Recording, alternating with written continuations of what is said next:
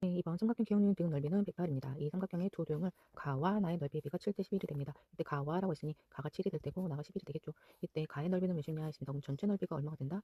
108이다. 우리 이건 무슨 문제로 풀면 되는 거죠? 1에 100 분문제로 풀면 되겠죠. 전체를 얼마? 18로 놓으면 되겠고 이때 가의 넓이는 전체가 얼마였던 거죠? 8, 108 곱하기 전체 분의 가는 몇이 되는 거죠? 7이 되는 거니까 6, 7에 42 제곱 센티미터가 되겠고 나는 100 전체 얼마? 전체 넓이가 얼마가 되고 108이 되고 전체의 b는 18 중에 나는 11이 되겠습니다.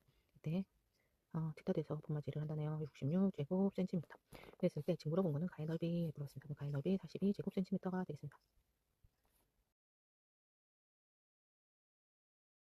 민서의 집과 지훈의 집 사이 거리는 1.32km입니다. 민서와 지훈이 집이 있는데 그만큼 거리는 1.32km입니다.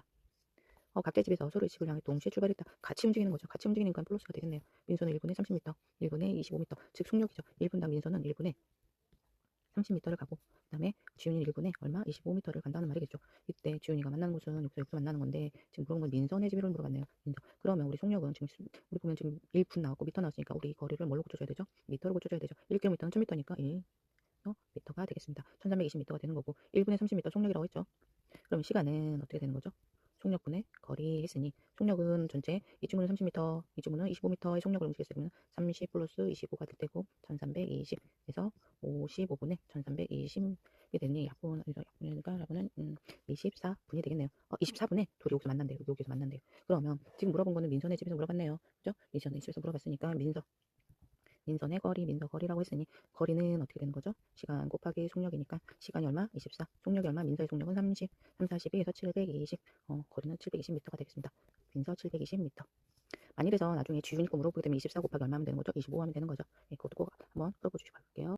지금 정훈의 마을의 넓이는 현진의 마을 넓이의 3배다라고 했습니다. 현진의 넓이의 3배고 정훈의 마을 인구는 504, 현진의 마을 인구는 216이다. 정훈의 마을의 넓이에 대한 인구의 비율이 56이다라고 했습니다. 현진의 넓이에 대한 인구의 비율을 자연수로 구하시오라고 했으니 우선 정훈의 마을에 대한 인구의 비율을 알아야겠죠. 정우가 나올 테고 정우는 이 마을 넓이에 대한 인구의 비니 뭐가 되는 거죠? 넓이 대 엄마 인구가 되겠죠. 인구 하니까 넓이가 몰라요 아직은. 넓이는 모르지만 인구는 알 수 있었어요. 아까 얼마? 504. 그랬더니 비율이 얼마다? 56이었다. 이때 그러면 정우에 보면 얼마? 56분의 504가 되겠죠.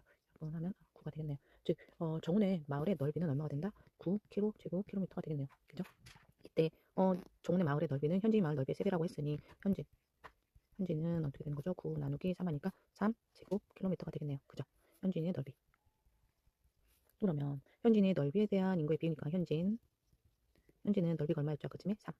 3분의 인구는 얼마가 되는 거죠? 현진이는 216이라 했습니다. 그랬을 때 70, 37에 22, 3이 6. 그죠? 그래서 72가 되겠습니다. 비율은 72가 되겠습니다. 제가 은행에선 다음과 같은 두 가지 방법으로 이자를 계산합니다. 1년 동안 이자율이 1%, 은행이 10만 원을 2년 동안 예금한다면 2년 후에 찾을 수 있는 금액은 모두 얼마인지 복리법으로 구하세요. 복리법, 단위법은 예금한 돈을 가지고 예금한 돈에 대한 이자를 그냥 붙는 건데 복리법은 예금한 돈과 이자에 대한 또 다른 이자가 또 붙는 거를 복리법이라고 합니다. 그죠? 그러면 1년 동안 받는 이자를 알아야겠죠. 1년 동안 받는 이자는 얼마가 되냐? 10만 원 있어요. 그죠? 10만 원인데 얼마 몇 퍼센트 중에 1% 이자를 받는데요. 두 개 하니까 얼마를 받는 거죠? 1,000원. 1,000원의 이자를 받겠죠. 이자를 받아요. 그런데 다시 1년 동안 예금할 때 이자를 또 알아야겠죠. 다시 1년 이자. 그죠?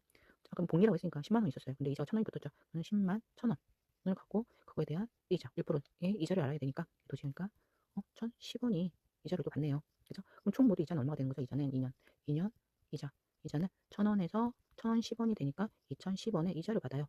그런데 2년 뒤 찾는 금액은 원금도 꼭 찾아와야겠죠. 이자만 찾으면 절대 안 돼요. 원금은 얼마였다? 10만 원 플러스 이자 10원 해서 총 10만 2,010원을 찾아와야 합니다.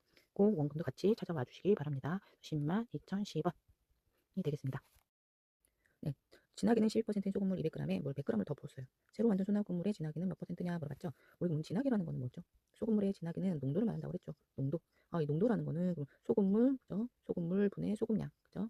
야 곱하기 100%라고 했습니다. 이때 그러면 소금량도 알아야겠죠. 이 두 가지는 꼭 알고 같이 소금량이라는 거는 그러면 넘어가면서 100% 중에 몇 퍼센트? 농도가 뭐죠? 진하기. 그죠? 이거에 뭐다? 소금물이 되겠죠. 이거는 꼭 알아둬야 됩니다.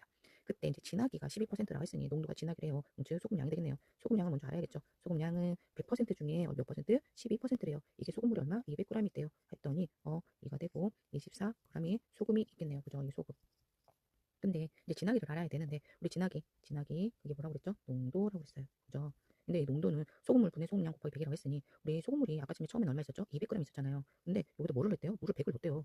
그죠? 그랬더니 진하기가 좀 흐려졌겠죠. 하지만 물을 더 넣는다 해서 이 소금이 늘어나거나 줄어들진 않겠죠. 소금의 양은 그대로 변함이 없다라는 건 꼭 알아주시고요. 그러면 물을 더 넣었다 해서 소금은 변함이 없으니까 그냥 그대로 소금은 24가 되고 이거에 뭐다? 농도 100% 이렇게 하면 되는 거니까 얼마? 300분의 24 소금 곱하기 100 3, 8 그래서 얼마가 된다? 진하기는 8% 즉 8%가 되겠습니다.